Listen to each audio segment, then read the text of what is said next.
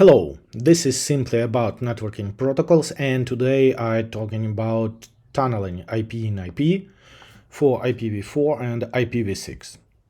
Specifications that describing most basic tunnels are presented on the screen. I recommending to read RFC 7059. This is informational RFC that describes most available tunneling techniques that are based on IPv6. That will be very interesting. So, general IP in IP scheme.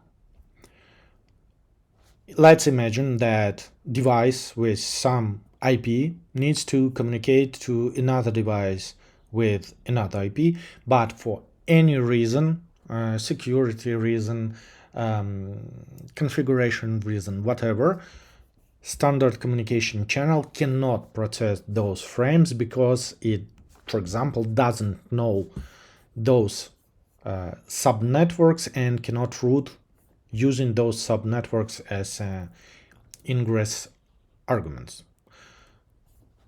So, system is being configured in the way that original IP frame is being wrapped in additional frame fields that contain IP information that this standard communication channel aware of. So communication channel will be aware about subnet IP2 and will be able to route traffic to this IP2. We are wrapping interfaces on the we are wrapping frames on the interface IP11, routing them to IP2. Here they unwrapped, decapsulated, and sent for processing as was designed by the originator of the traffic. General idea schematically can be described like that. So we have IP header, doesn't matter is it IPv4 or IPv6, doesn't matter. On the tunnel ingress, it's being wrapped in additional IP headers, again IPv4 or IPv6 depending on configuration, and some additional headers. This could be some tunneling specific headers that processed during this tunnel passing or whatever, and for IPv6 it will be additional extension header or headers. This wrapped frame is being routed through the tunnel. At the end of the tunnel, it's being unwrapped, so all additional fields that we added will be removed. We get our original frame and it is sent for processing as was designed for. Let's observe how packet will pass this tunneling scheme on simple example. For example, I will use IPv4 frame, but for IPv6 mechanics is pretty similar. Some minor configurations can be different. So some device generated a packet, IP packet, that needs to be tunneled to another device and then processed by yet another device. So packet is get to the ingress interface. This is standard IPv4 packet with standard IPv4 header, nothing fancy. Through the loopback interface it being wrapped. By the way, yes, so for all tunneling configurations you will see this loopback interface configuration in instructions, why it is necessary. As I already mentioned in my previous videos, each packet can be processed only by one action on each stage of its processing. So when we extending functionality of the device, we need additional stages of processing to perform additional actions. And this loopback interface allows us to add those additional stages of processing when we send in packet to loopback, when we're receiving it back, when it's being processed on loopback. So additional stages where we can perform additional actions on the frame. In this particular case, we are adding additional frame fields. That's it. So for our simple example, we will use again IPv4 frame, IPv4 header. It has some minor dependencies. Field toss and don't fragment flag from outer IPv4 header are copied from inner IPv4 header, from our original frame. Total length being calculated based on total length of the original frame because it should include all the frame. Reserved recommended to have 0 but can be configured. TTL recommended to have some configurable tunnel TTL because we need to limit our tunnel lengths, but by default it could be 255 standard. Protocol 4 or 41 depends on some conditions. I will talk about those conditions a little bit later. Source IP and destination IP are source IP of the interface that will send wrap packet to the communication channel for the routing, and destination is interface on the device that will receive this routed wrapped frame and will understand that frame is wrapped, encapsulated, and will decapsulate it, will unwrap it, and then send original frame for further processing. Okay, and important, in original frame in the header, TTL is decreased by 1.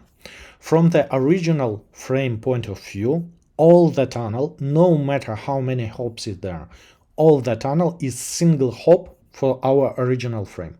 So to reflect it, we are reducing its TTL by 1 on the encapsulation and don't touch it on decapsulation.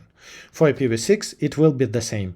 Hop limit will be reduced by 1 on encapsulation and will not be touched on decapsulation.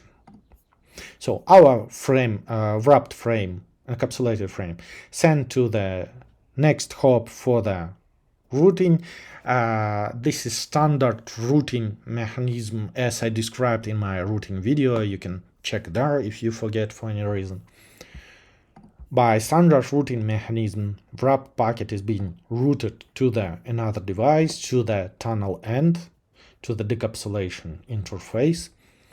Using loopback on this target device, it's being unwrapped. By the way, before unwrap, this is standard routing, and as you remember, or as you can find in routing video, the only change in the IP header that is allowed during standard routing is decreasing TTL by 1. For each hop this packet has passed. TTL is decreased only in outer header. Inner header is untouched. Same as for IPv6. Next hop limit in outer table, in outer header will be reduced. Inner header will not be touched. Well, our original frame is sent for the further processing as it was planned by design.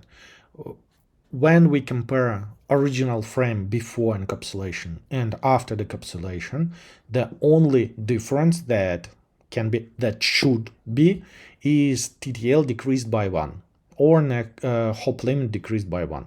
That's it. This is for our original frame. Yeah, and by the way, talking about IPv6 and next hop limit, IPv6 working the same way, only IPv6 addresses should be used for the routing organization and configuration. In case this is some cross-version tunneling like IPv4 through IPv6 or IPv6 through IPv4, whatever, both versions of the IPs needs to be configured on the interfaces that are ingress and egress for the tunnel. I mean, encapsulating interface and decapsulating interface. And now let's talk a little bit about encapsulation rules. There are more rules because for each tunneling version there will be own rule and slightly different requirements for the header. But for basic IPv4 and IPv4 and IPv6 in IPv4. Again, IPv6 in IPv4 version 6.4, because there are a little more versions of IPv6 in IPv4 that will have different header as well. So right now we're talking about those two. IPv4 and IPv4 version 4, well, as expected. Header lengths 5, but can be configurable or calculatable, because there are some options can be configured for that tunnel entry interface. TOS being copied from original header. Reserved recommended to have 0, but can be configured. Don't fragment flag is copied from original header. More fragment offset being calculated basing on the don't frag flag. TTL can be configurable, by default could be 255. Protocol number 4. Source IP, destination IP, those are IP addresses of interface, version 4. Source IP, this is IP of the encapsulating interface. Destination IP, this is IP of decapsulating interface. Difference for IPv6 in IPv4 is that it requires that header length is 5, because should not be any options. But again, this is requirement by specification, and your vendor and your implementation of your device and version of the OS can be different, and you could have some configuration options for that. So verify with your device. Okay. TOS recommended to have 0 by default, but can be configurable. For IPv6 in IPv4, it is recommended by the specification. It is highly recommended by the specification to have don't fragment 1. It means to not fragment this packet at all. But again, in specification, describe some conditions when this could be 0. And if it could be 0, then more fragment offset are calculated from it.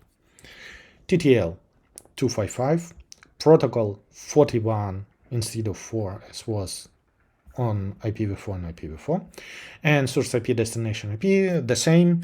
IP addresses of the interface, encapsulating interface for source and decapsulating for the destination. For IPv6, difference, well, mainly difference caused by the fact that this is IPv6.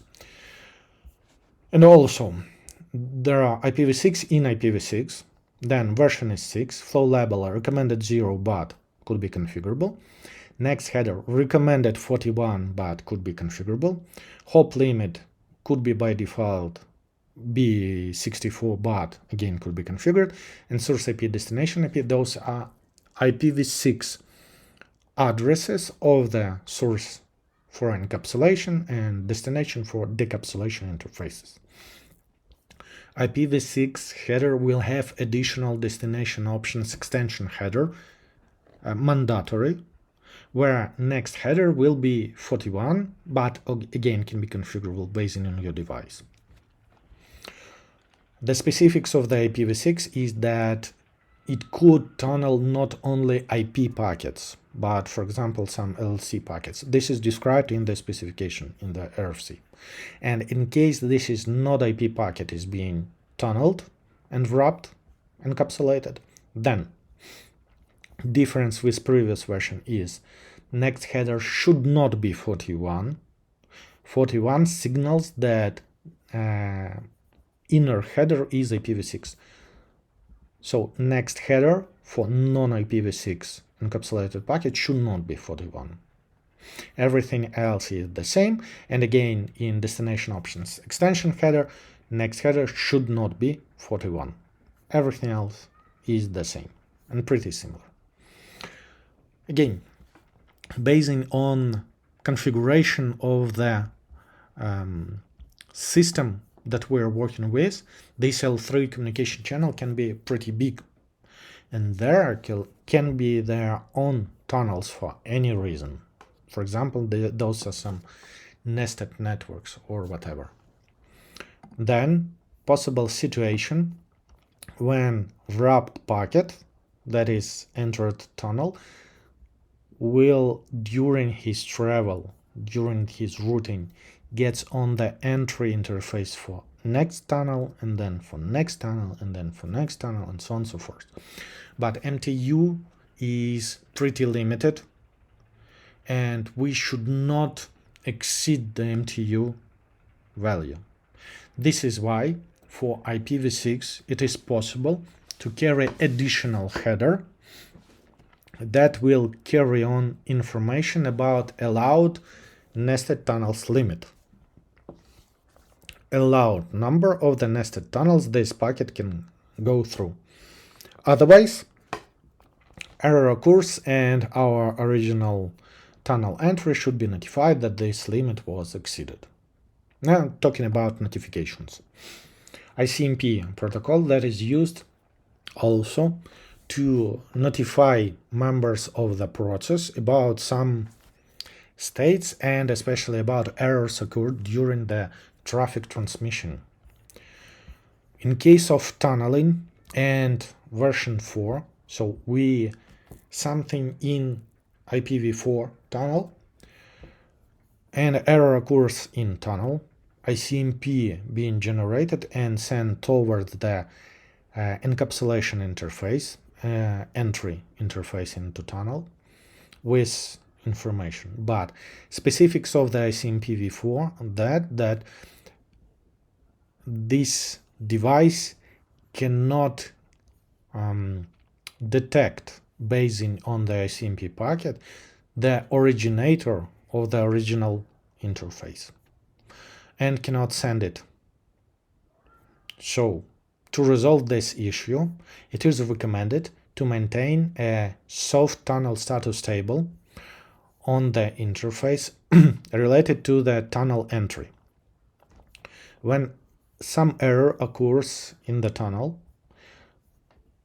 entry being notified about this error, and soft tunnel status being updated with information related to this error. Then, when we receive original packet and it is aimed to be wrapped and sent to tunnel, we are verifying its parameter with our soft table, and if it is possible that error occurs, if it violates entries in the soft table, we're sending to the originator a CMP error like this error indeed occurred. Specification told that anyway you can send this packet through the, just in case maybe something has changed in the tunnel meanwhile, but originator of the packet was notified that error occurred anyways. With ICMP version v6, it's pretty simpler, because ICMP v6 is more progressive, let's say, and originator of the tunnel can read the information about originator of the original packet from the ICMP error from the tunnel, and can send a CMP error towards originator basing on the received error. So it's simplified and doesn't require maintenance of additional software tables. That's it. Yeah, and by the way, as you mentioned already, the tunnel is unidirectional. We have entry into the tunnel and we have exit from the tunnel, and not the fact that exit automatically is the entry and entry is automatically an exit. So tunnel is unidirectional, and to have it bidirectional, it should be configured by administrator or by some system features 2 times in one direction and another direction. And IPv6 specification claims about this specifically. So that's so simple. Thank you. Have a great day.